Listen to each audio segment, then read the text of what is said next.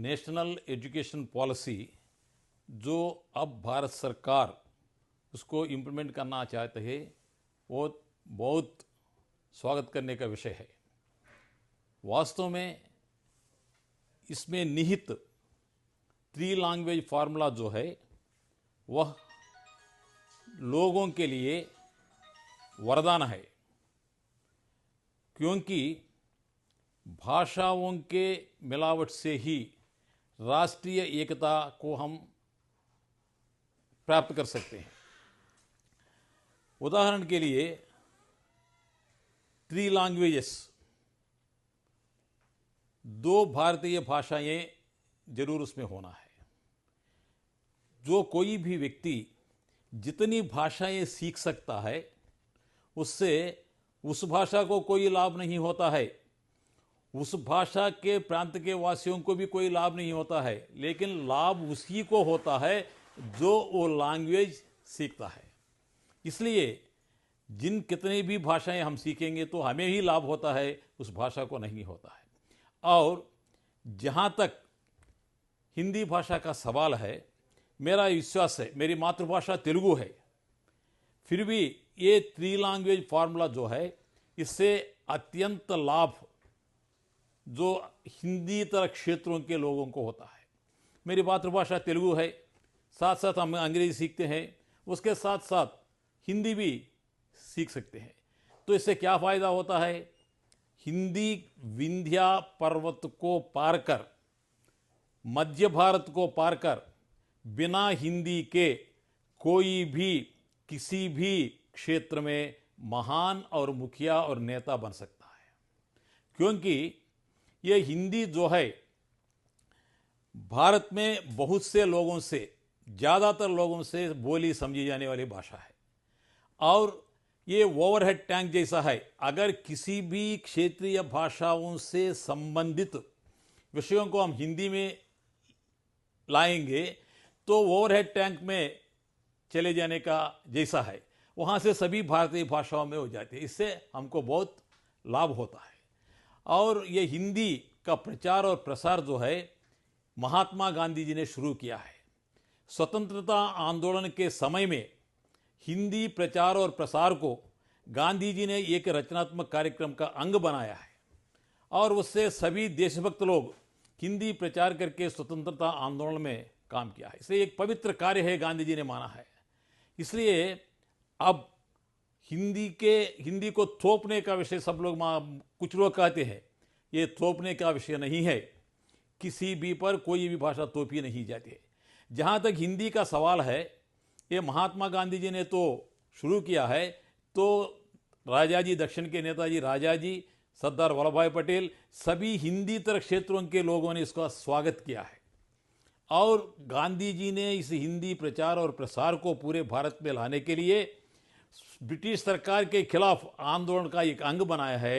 तो यह एक पवित्र कार्यक्रम के रूप में दक्षिण के, खासकर कर्नाटका और आंध्र प्रदेश आदि राज्यों के वयोवृद्ध लोग शाम के पाठशालाओं में हिंदी का अध्ययन किया है। इसलिए हिंदी थोपने वाली भाषा नहीं है, ये एक पवित्र कार्यक्रम के रूप में गांधी जी ने लिया है। मैं ऐसा मानता हूँ, हिंदी प्रचार जैसे पावन कार्य को उद्देश्य है ये चंदन के समान लेपना है, तिलक के समान माथे पर रखना है। चंदन की शीतलता और माथे पर रखना टीका के जैसे ये पावन कार्यक्रम है।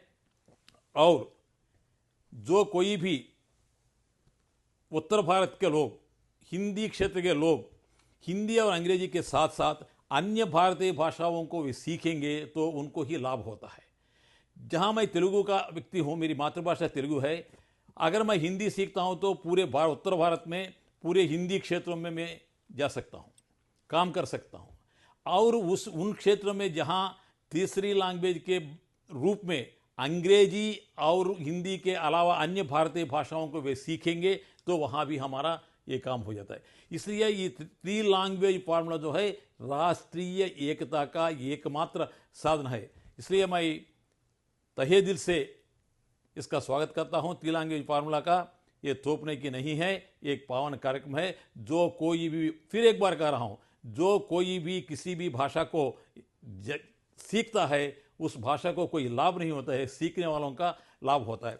और यहाँ स्पष्ट इस प्रणाली में कहा गया है कि however there will be a greater flexibility in the three language formula and no language will be imposed on any state. No language will be imposed on any state. The three languages learned by children will be the choice of states, regions, and of course the students themselves. So, long as at least two of the three languages are native to India. इसलिए स्पष्ट है अब इस new educational policy के अंतर्गत जो three language formula है वह अत्यंत लाभदायक है, इसलिए मैं इसको तहे दिल से समर्थन कर रहा हूं। और एक बात मैं आपके सम्मुख रखना चाहता हूं, दक्षिण भारत हिंदी प्रचार सभा की स्थापना चेन्नई में हुई है। उन दिनों में स्वतंत्रता के पूर्व महात्मा गांधी जी ने अपने पुत्र देवदास गांधी को दक्षिण में प्रथम हिंदी प्रचारक के रूप में भेजा है और देवदास गांधी जी राजा जी के घर में रहकर चेन्नई में एक साल वहां के फर्स्ट बैच हिंदी प्रचारकों को तैयार करके वापस आ गया है। इसलिए दक्षिण भारत आज हम देखेंगे तो दक्षिण भारत हिंदी प्रचार सभा चेन्नई जहां हेडक्वार्टर्स है, उसके जो प्रांतीय क्षेत्रीय शाखाएं हैं हैदराबाद में हैं, विजयवाड़ा में है और आंध्र प्रदेश में और तेलंगाना में भी है, और इसके साथ साथ केरला और कर्नाटक में भी दक्षिण भारत हिंदी प्रचार सभा की क्षेत्रीय शाखाएं हैं। उनके माध्यम से वे परीक्षाएं चलाते हैं। तमिलनाडु के बहुत से विद्यार्थी हजारों संख्या में वहां दक्षिण भारत हिंदी प्रचार सभा के माध्यम से हिंदी सीख रहे हैं। आप आंकड़े देखेंगे तो प्राथमिका ये परीक्षाएं हैं, प्राथमिका, मध्यमिका, राष्ट्रभाषा, प्रवेशिका, राष्ट्रभाषा विशारद पूर्वार्ध, राष्ट्रभाषा विशारद उत्तरार्ध और प्रवीणा खंड 1 खंड 2, इन परीक्षाओं को प्राइवेट तौर पर पढ़कर लिखने वालों में, वहाँ हिंदी सीखने वालों में, मेरे जहाँ तक मेरा विचार है, जहाँ तक मेरा नॉलेज है, मेरा समाचार है, इन 4 दक्षिण राज्यों में सबसे अधिक तमिलनाडु के विद्यार्थी वहाँ इस दक्षिण भारत हिंदी सभा के परीक्षाओं के माध्यम से हिंदी सीख रहे हैं।